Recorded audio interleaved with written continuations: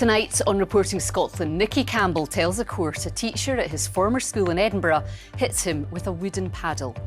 The broadcaster described John Brownlee, who's accused of abusing 38 boys, as a sadist and a violent person. 5 people are taken to hospital after a bus crashes into high-rise flats in Paisley.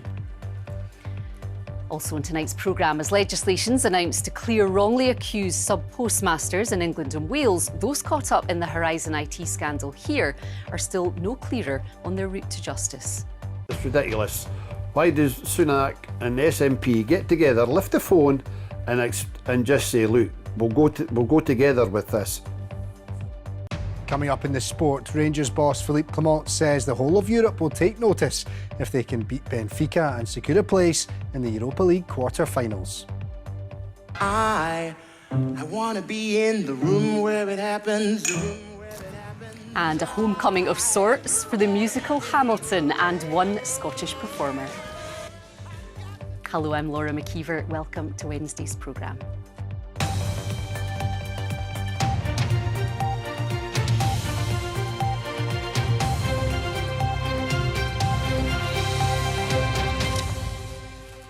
A pathetic little sadist. That's how the broadcaster Nicky Campbell has described one of his former teachers who's accused of abusing boys at one of Scotland's top private schools. The BBC Radio 5 Live presenter was giving evidence in a court case against former Edinburgh Academy teacher John Brownlee. Mr Brownlee, who's 89, is deemed unfit to stand trial, so an examination of the facts hearing in the case is taking place at Edinburgh Sheriff Court. Katrina Renton has the story. Broadcaster Nicky Campbell was 10 when John Brownlee was his form teacher at Edinburgh Academy's prep school in 1971. He is one of 38 men who were boys at the school who have made allegations that John Brownlee was cruel and physically violent to them between 1967 and 1987. Nicky Campbell said he liked Mr Brownlee when he first encountered him. He said he was very charismatic and funny. But Mr Campbell said John Brownlee could turn like that and he became a very arbitrarily violent person. He said it was like a form of grooming. So when he became violent, you thought, it's probably me. He told the court he was often beaten by John Brownlee with a clachan, a wooden sports bat used to play a game called Hales at the school. Nicky Campbell said John Brownlee would get boys to bend over his desk, and Mr Campbell demonstrated in court how he said he swung the bat. He described the force as horrendous. He said he would be struck multiple times on his backside and the pain was awful. He said on one occasion Mr Brownlee couldn't find the clachan and he was hit with a table tennis bat instead. He said it wasn't sore and he pulled funny faces to his classmates, making them laugh. He described that as one of the most glorious moments of defiance, as he said that he realised Mr Brownlee was just a pathetic little man, a pathetic little sadist. He said Mr Brownlee also assaulted him with his knuckles. He said he was pushed to the ground and pummelled on the back of his neck and on his skull. Under cross-examination, Mr Campbell agreed that he was pretty badly behaved when he was in the upper school, but not in the prep school. He said Mr Brownlee's treatment left him with mental health issues. He previously gave evidence at the Scottish Child Abuse Inquiry about how he says he was treated by some teachers at Edinburgh Academy. It's as if somebody at last has told the grown-ups about what happened to us when we were little. And so many guys have been so brave. Another former pupil told the hearing the beatings and bullying he suffered had left him hating himself. Another witness has told the hearing he was knocked unconscious by John Brownlee and on another occasion his head was stamped on. A further complainer, who was an 8-year-old boarding pupil at the school, said that he wished he would never wake up in the morning because of the abuse he said he suffered and witnessed from Mr Brownlee. Nicky Campbell and other former pupils who were in court became emotional when they heard this. The hearing continues. Katrina Renton reporting Scotland at Edinburgh Sheriff Court. 5 people are in hospital after a bus crashed into a block of flats in Paisley in Renfrewshire. Emergency services were called to Hamilton Court in the town after the collision occurred earlier this afternoon. Well, our news correspondent Jamie McIver is at the scene for us tonight. Jamie, what seems to have happened? And as you can see behind me, Laura, the operation to remove the bus is now getting underway. Now, the accident happened about 12 this afternoon, and what appears to have happened is that the bus failed to stop at the giveaway line there, then continued across the road and hit the bottom of that multi-storey block of flats just behind me. 5 people were injured and taken to hospital. 2 of them, including the driver, were seriously injured and taken to the Queen Elizabeth Hospital in Glasgow. The other 3 were taken to the Royal Alexandra Hospital here in Paisley, but there's no word in their condition. Now, the police and the bus company McGill's have been starting the process of finding out exactly what it was that happened, though that's likely to take some time. Now, the front of the bus has been badly damaged, but as I say, the operation to remove the bus is now getting underway, and there's also been no serious damage to the tower block itself. Residents are still inside. Now, some eyewitnesses have told us that the people who were on the bus seemed dazed and confused after the accident, and there was certainly a big response by the emergency services, as well as the police. The fire and rescue service sent 3 appliances here, though they left once they'd established that things were safe. The roads around about here remain closed off for now, and the police are advising people to avoid the area, but it's hoped the road will reopen later on this evening. Now, just to stress again, the circumstances surrounding this accident are still to be fully established, but one person in the neighbourhood did tell me that there's been concern over the years about cars coming off the road here and calls for traffic calming measures. But as I say, still trying to piece together exactly what it was that led to the accident here this afternoon. OK, Jamie, with the latest from Paisley, thank you. Now, hundreds of wrongly convicted sub-postmasters in England and Wales learned today their names will be cleared by the end of July. But those caught up in the Horizon IT scandal here are still no clearer on their route to justice. Let's get a reminder of how we got here. This scandal has been rumbling away for decades, where people running post offices were accused of crimes like theft and false accounting.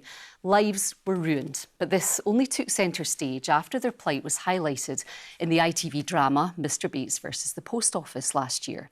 In Scotland, 73 potential victims of the scandal have been identified, but so far only 6 of them have gone through the legal process and had their convictions overturned.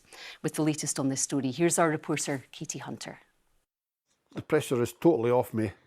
Rab Thompson knows the pain of waiting to clear your name. His conviction for embezzlement was recently quashed after almost 20 years. We know that the computer was wrong. He wants all sub-postmasters and mistresses across the UK to be cleared at the same time, and soon. It's ridiculous. Why does Sunak and the SNP get together, lift the phone and just say, look, we'll go together with this? Because in Scotland we're way behind compared to England and Wales.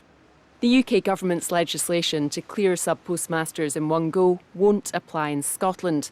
The Scottish Government says that's extremely disappointing and it's working on its own legislation. But the difficulty, of course, with Scottish-specific legislation is we'll have to wait to see the detail of UK legislation, not just when it's introduced, but as it gets amended throughout the UK parliamentary process. Because if we have legislation that diverges significantly, that could have an impact on the compensation that sub-postmasters here in Scotland could get access to. And clearly we don't want that. That means sub-postmasters in Scotland, wrongly convicted because of this faulty IT system, may have to wait longer to clear their names than those in England and Wales. Justice itself is devolved, although the Post Office, as she rightly says, is a national organisation, UK-wide organisation. That's why we think the legislation should be, we allow those devolved administrations to legislate themselves if that's what they choose to do, and we'll work very closely with them on a weekly basis. Officials are meeting on a weekly basis to assist wherever we can. Well, it's taken 4 years already. And what about those who weren't convicted, like Myra Philp's late mum? Mary was accused of stealing from their post office in Auchtermuchty in Fife. The UK government says people who weren't convicted will automatically be entitled to £75,000. I don't think it's going to touch the sides for a lot of people. Myra says her family and others are due far more. We're all still fighting through the dispute resolution. You know, they stole our money and then branded us the thieves. Come on, get off your backside and just pay. Sit nicely. And while Rab's biggest battle may be over, he's still waiting for compensation. Katie Hunter, reporting Scotland. Now, the Scottish Conservatives say the party should carefully review money received from a Tory donor. Frank Hester apologised after reportedly saying the ex-Labour MP Diane Abbott made him want to hate all black women. Our Westminster correspondent David Porter is with us now. So, David, just tell us more about what's happened today. Laura, because of the sensitivity of the subject and the language and the comments made, which Mr Hester has not denied, this was potentially always going to be a very difficult day for the Prime Minister at Westminster. At Prime Minister's questions, Rishi Sunak said that the comments were wrong and he said that they were racist, but he did not offer to hand the donation money back, thought to be in the region of £10 million. That then prompted the Labour leader to go on the attack. He used the majority of the questions he gets at Prime Minister's question time to quiz the Prime Minister on this. And it was also taken up by the leader of the SNP at Westminster, Stephen Flynn.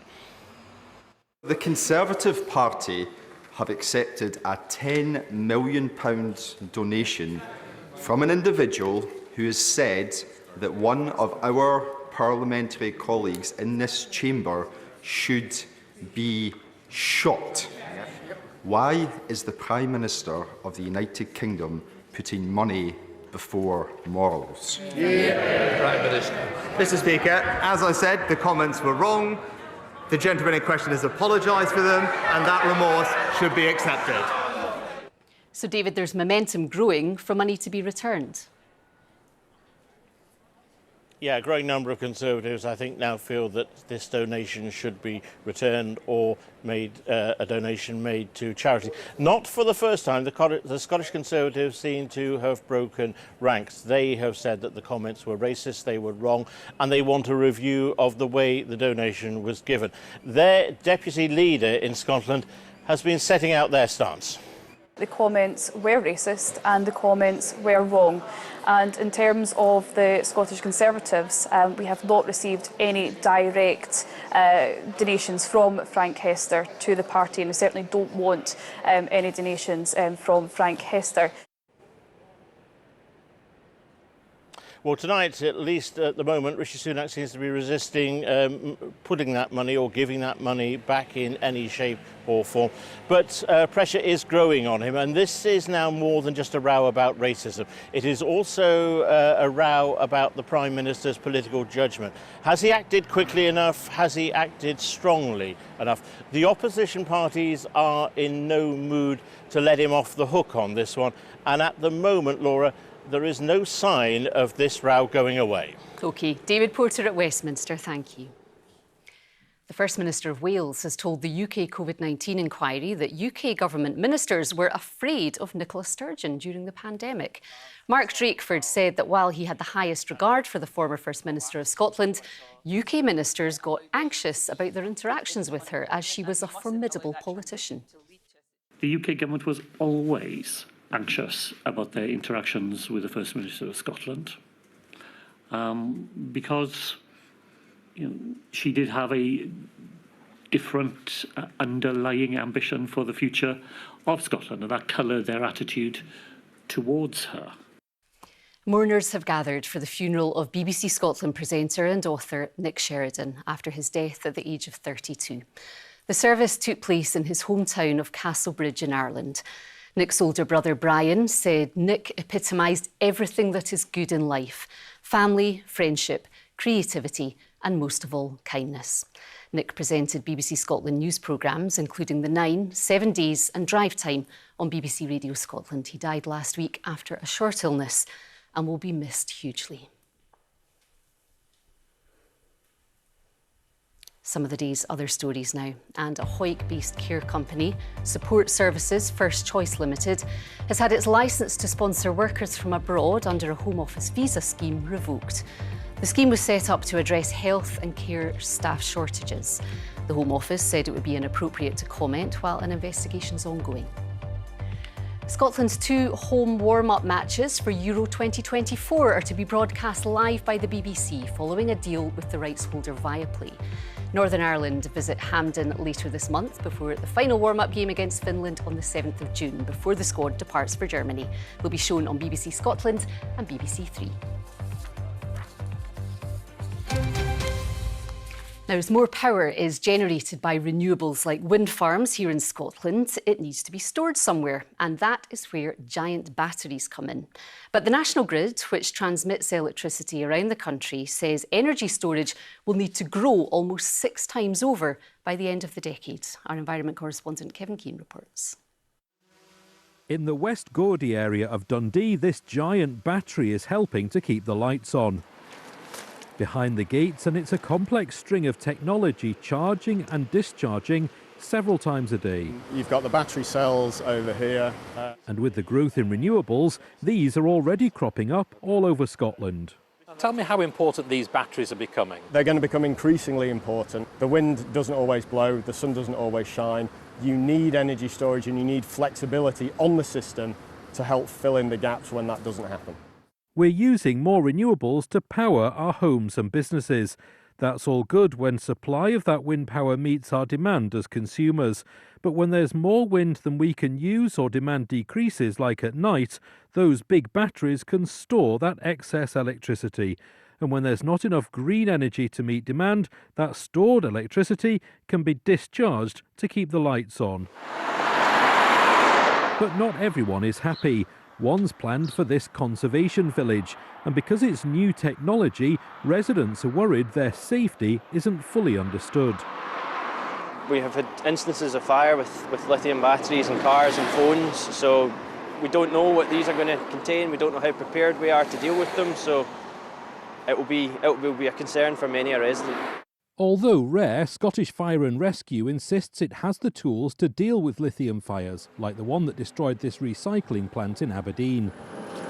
In St Andrews, scientists have been developing a safer alternative using sodium. So these energy storage facilities have lots of these stacked together. The technology is currently heavier than its conventional alternative, but would be good for grid-scale batteries. Because with grid-scale storage you essentially have containers full of batteries, you're not so worried about how heavy things are. But you are worried about how much it costs and how safe it is. With our reliance on renewables only going to grow in the years ahead, balancing supply and demand will be vital, and batteries being developed here will play a critical role. Kevin Keane reporting, Scotland. OK, let's get to night sport now with Lewis, and you're looking ahead to some European action tomorrow. Absolutely, Laura. It's a really big night for Rangers. It is only half-time in their game, so a big night ahead, and I'm sure the fans will be getting nervous and excited right about now. Getting ready. Absolutely, thanks very much. Yes, hello there. Well, Philippe Clement believes the whole of Europe would take notice if Rangers beat Benfica at Ibrox tomorrow to make the Europa League quarter-finals. Rangers twice took the lead in the first leg in Lisbon before drawing 2 each, and Clement believes they could have sold out Ibrox 2 or 3 times over for the second leg against the Portuguese champions. We're not naive. We know that Benfica has a really talented squad with a lot of experience also. They have World Cup winners in their team. They have a lot of young, really big talents who will go for a lot of money after this season, maybe already. Players like Neves, for example, and other players who played really at a high level already before. So we know it would be a really big surprise in all of Europe if we could take out Benfica. But we're really hungry to do that. And captain James Tavernier believes tomorrow's match could boil down to who wants it more, and believes he and his teammates will have an edge thanks to the home crowd and their recent experience in Europe. Obviously the previous experiences, playing the Europa League games at Ibrox, you know, the fans really come with, you know, electric energy, get right behind the team, and it's obviously our home stadium, so I expect a different game compared to Benfica. So yeah, we're obviously going to go into the game, give it our all, and hopefully get to the next round. It's the first game of the post-Neil Warnock era at Aberdeen as they travel to Dundee in one of 2 Premiership games tonight. Ross County play Hibs in the other match. Tyrone Smith is at Dens Park for us this evening. Yes, it's 7th place Dundee hosting Aberdeen, who are 10th. A game that feels like a really important one, both in terms of the battle for the top 6, but also the battle at the bottom. In terms of the visitors, well, they're stepping up their search for a new manager following the departure of Neil Warnock in the immediate aftermath of their Scottish Cup win over Kilmarnock at the weekend. The Dons are currently going through the interview process and hope to make an appointment during the forthcoming international break. In the meantime, caretaker boss Peter Leven, he's hoping that off-field matters don't impact on things on it as he somehow tries to reignite what's been a really disappointing season so far for the Dons. In terms of Dundee, well, it's simply about getting back to winning ways, having taken just 1 point from their last 3 games. But make no mistake, they remain very handily placed in the Premiership table, and they know that if they can win their next 2 games, then they'll be in a really healthy position going into that international break. To rugby now, and Grant Gilchrist admits Scotland were architects of their own downfall in Italy and went through a dark couple of days after the Six Nations defeat in Rome. Gregor Townsend's side were in command, leading 22-10, but faded and lost 31-29 to virtually end their title hopes ahead of a trip to play favourites Ireland in Dublin this weekend. There's no quick fix on these things.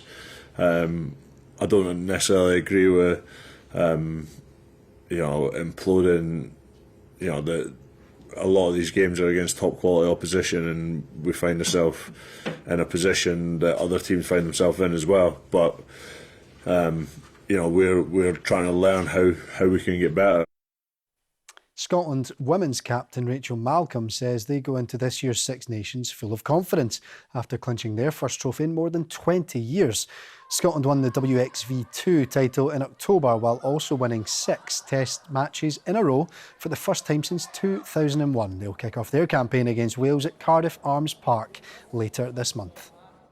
We knew that we were building something really exciting, and we knew what we were capable of, and we really had to drive that because we obviously were on the back of a record number of losses at one point, and I think you do start to doubt yourself, and I think now having been to a tournament and dominated that tournament, we've proven to ourselves that we're not crazy, and we have got that potential to go to a tournament, perform and come out with results. And Laura, you obviously mentioned it earlier as well, but those 2 Scotland games for Steve Clarke's team being shown on the BBC Scotland channel and BBC Three ahead of a hugely exciting summer. The build-up begins. Great news for fans, isn't it? It is indeed. Cheers, Lewis. Thanks, Thank Laura. you. OK, it is Wednesday night, so that means it's debate night on BBC Scotland. Here is Stephen Jardine. Wednesday night is debate night tonight. We are in Dumfries. Our studio audience here will be putting their questions to a party leader, a deputy leader, MSPs and one of Britain's most controversial columnists. That's debate night with me, 10:30 right here on the BBC Scotland channel. Now, the musical Hamilton uses rap, hip-hop and a diverse cast to tell the story of America's founding fathers. It's in Scotland for the first time for a 9-week run, and it's a special moment for the Joseph family from Cardiff near Helensburgh, who set up the country's first street dance school. One of their first students, their daughter Honey, is in the touring show, and our arts correspondent Pauline McLean has been to meet her. I want to be in the room where it happens. This is the first time the hit musical Hamilton has come to Scotland. But it has so many Scottish connections that it feels like something of a homecoming.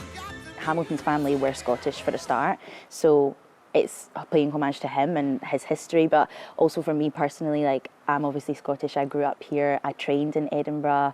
I used to listen to the soundtrack walking down the streets of Edinburgh. It's honestly I can't even describe it. It's such a beautiful feeling to be here. It's really special to me. Still lift your knees, make it look like you're still moving and that you're still... Special too for Honey's parents, Paul and Pauline, who moved to Scotland 25 years ago to start their family and a dance school.